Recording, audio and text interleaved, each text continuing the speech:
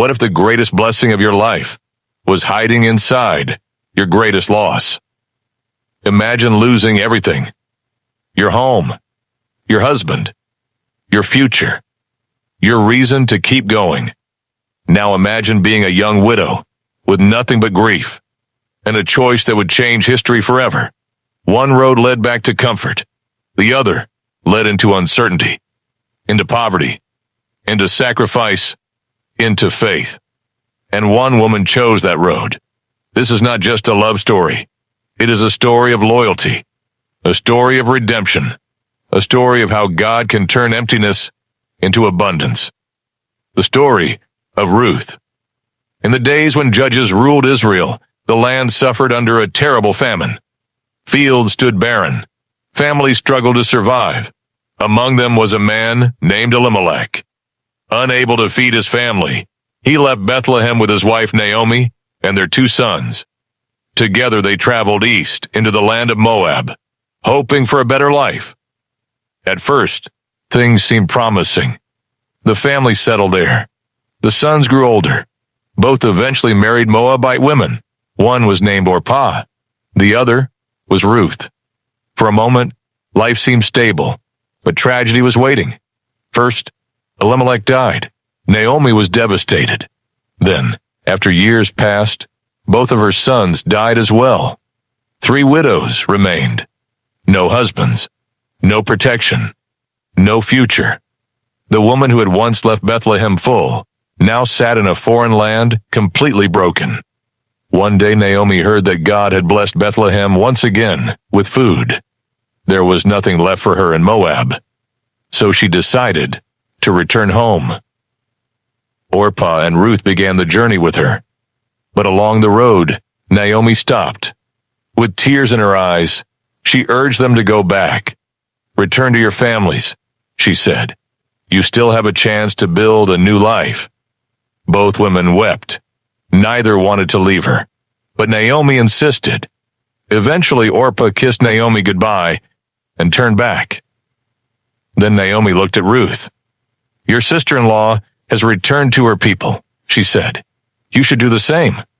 But Ruth refused. She stepped closer. Her voice shook with emotion, yet her words would echo through history.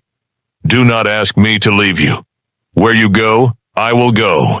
Where you stay, I will stay. Your people shall be my people, and your God shall be my God. Where you die, I will die." Naomi realized Ruth's decision was final. Together they continued toward Bethlehem. 2 widows, one grieving, one believing, neither knowing what God had planned. When they arrived in Bethlehem, the entire town stirred. People could hardly recognize Naomi. "Is this Naomi?" they whispered. But Naomi answered with sorrow, "Do not call me Naomi. Call me Mara, because the Almighty has dealt bitterly with me." She had left Bethlehem full. Now she had returned empty, or so she thought. Standing beside her was Ruth. And through Ruth, God was already preparing a miracle. The barley harvest had just begun. A new season was coming. Determined to help Naomi survive, Ruth went into the fields to gather leftover grain behind the harvesters. It was exhausting work. The poor often depended on these scraps to stay alive. By what seemed like chance, Ruth entered a field belonging to a wealthy landowner named Boaz. But it wasn't chance. It was providence.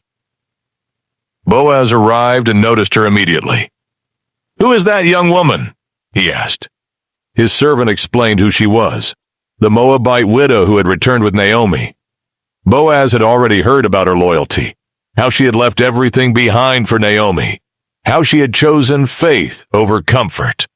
Moved by her character, Boaz approached her. He told her to remain in his fields. He promised she would be protected. He invited her to drink water drawn by his workers. Then he prayed a blessing over her. "May the Lord reward you for what you have done. May you be richly blessed under the wings of the God of Israel." Ruth was overwhelmed. No one owed her kindness. yet kindness found her.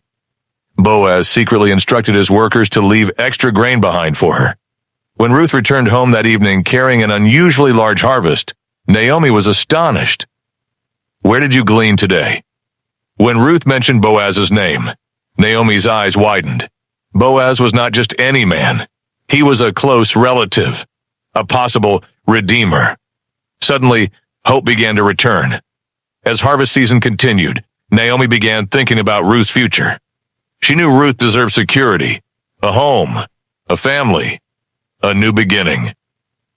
One evening, she shared a plan. Boaz would be spending the night at the threshing floor. Naomi instructed Ruth to wash, prepare herself, and go there after everyone had settled down. Ruth trusted Naomi completely. That night, she quietly approached the place where Boaz rested.